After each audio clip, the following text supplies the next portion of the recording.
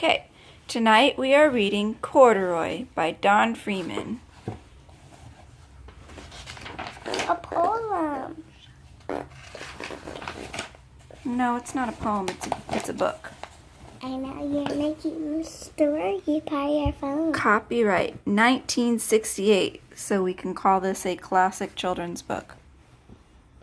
Corduroy is a bear who once lived in the toy department of a big store.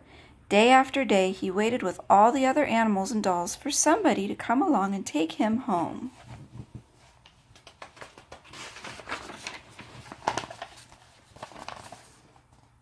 The store was always filled with shoppers buying all sorts of things, but no one ever seemed to want a small bear in green overalls. Then one morning, a little girl stopped and looked straight into Corduroy's bright eyes.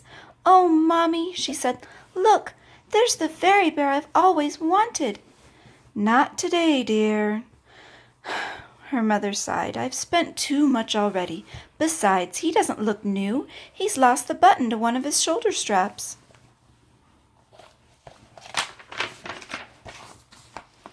Corduroy watched them sadly as they walked away. "I didn't know I'd lost a button," he said to himself. "Tonight I'll go and see if I can find it." Late that evening, when all the other shoppers had gone and the doors were shut and locked, Corduroy climbed carefully down from his shelf and began searching everywhere on the floor for his lost button.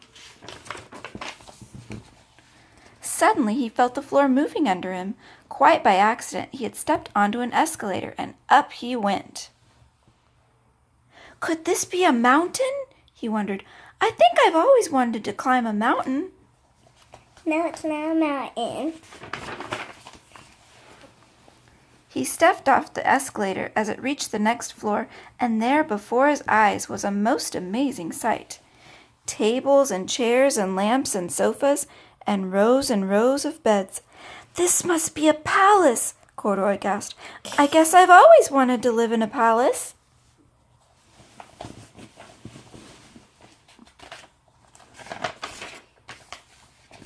He wandered around, admiring the furniture. "This must be a bed," he said. "I've always wanted to sleep in a bed." And up he crawled onto the large, thick mattress. All at once he saw something small and round. "Why, here's my button!" he cried, and he tried to pick it up, but like all the other buttons on the mattress, it was tied down tight. He yanked and pulled with both paws until, pop! Off came the button, and off the mattress Corduroy toppled. Bang! Into a tall floor lamp. Over it fell with a crash. Corduroy didn't know it, but there was someone else awake in the store. The night watchman was going his rounds on the floor above. When he heard the crash, he came dashing down the escalator. "Now, who in the world did that?" he exclaimed. "Somebody must be hiding around here."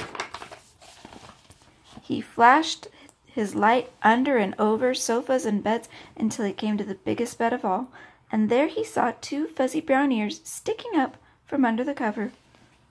"Hello," he said. "How did you get upstairs?"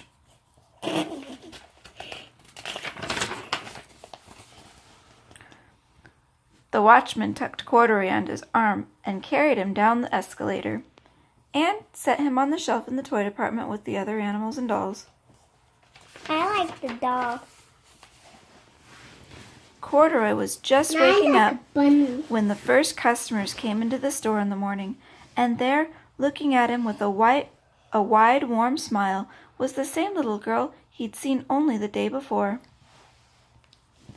"I'm Lisa," she said, "and you're going to be my very own bear. Last night I counted what I've saved in my piggy bank, and my mother said I could bring you home." "Shall I put him in a box for you?" the saleslady asked. "Oh, no, thank you," Lisa answered, and she carried Corduroy home in her arms. She ran all the way up 4 flights of stairs into her family's apartment and straight into her own room.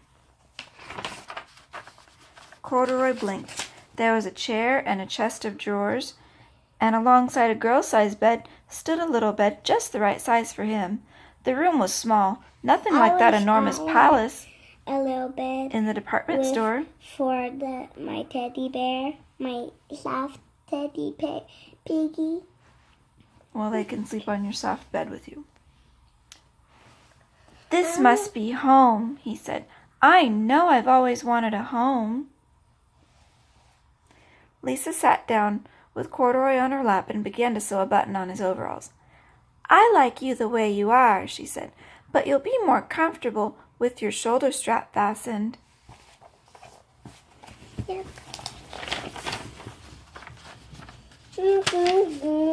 You must be a friend, said Corduroy. I've always wanted a friend. Me too, said Lisa and gave him a big hug. The end.